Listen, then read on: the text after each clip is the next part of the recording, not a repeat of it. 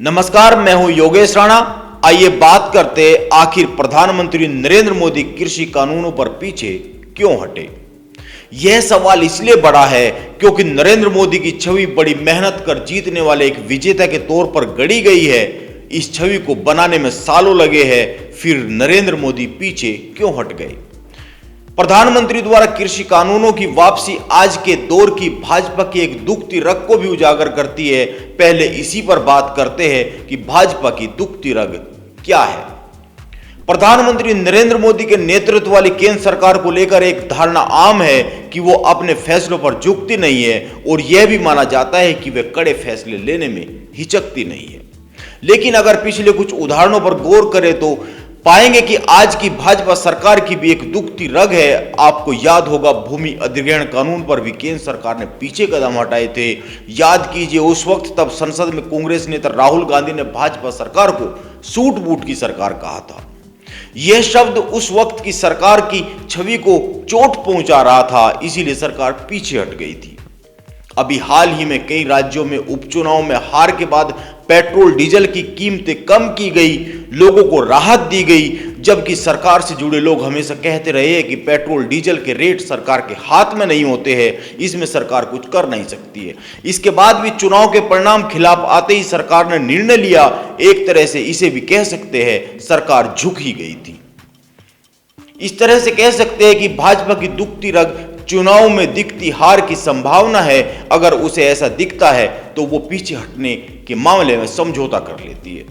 अभी भी 5 राज्यों में चुनाव है और उनमें उत्तर प्रदेश सबसे महत्वपूर्ण है। इस बार के झुकने को सीधे सीधे पंजाब और उत्तर प्रदेश के चुनाव से जोड़कर देखा जा रहा है, उत्तराखंड के चुनाव से जोड़कर देखा जा रहा है। हालांकि नरेंद्र मोदी के फैसले के बाद सोशल मीडिया पर मास्टर स्ट्रोक ट्रेंड करने लगा, लेकिन यह समझना जरूरी है कि यह कितना बड़ा मास्टर स्ट्रोक है।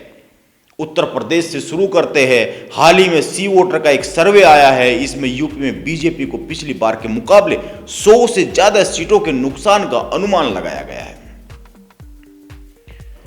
इस सर्वे में पार्टी अपने बूते बहुमत तो साबित कर ले रही है, लेकिन 213 से 221 सीटों पर सिमट जा रही है। इस सर्वे के साथ यह बात ध्यान में रखनी चाहिए कि पश्चिमी उत्तर प्रदेश में कई ऐसी घटनाएं सामने आई है जिनमें बीजेपी के नेताओं को गांव में घुसने तक नहीं दिया गया।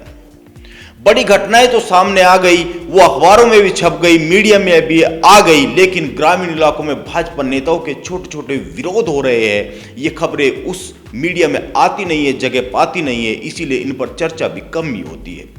लेकिन ये घटनाएं बड़ी मायने रखती है और ऐसा भी नहीं है कि इनका पार्टी नेतृत्व को पता नहीं है। पश्चिमी उत्तर प्रदेश भाजपा के लिए कितना संवेदनशील है, आप इसका अंदाजा इस बात से लगा सकते हैं कि यहां चुनाव संभालने की कमान अमित शाह को सौंपी गई है। इसके एक दिन बाद ही प्रधानमंत्री ने यह घोषणा कर दी है। पश्चिम उत्तर प्रदेश के जातिगत समीकरण पर गौर करें तो एक मोटे अनुमान के अनुसार यहां मुसलमान 32%, दलित करीब 18%, जाट 12% और ओबीसी 30% है।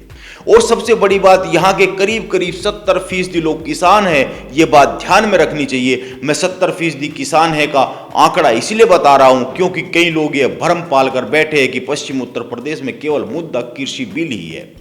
यहां पर गन्ने का सही मूल्य और समय पर भुगतान के साथ साथ डीजल के आसमान छूते दाम भी है।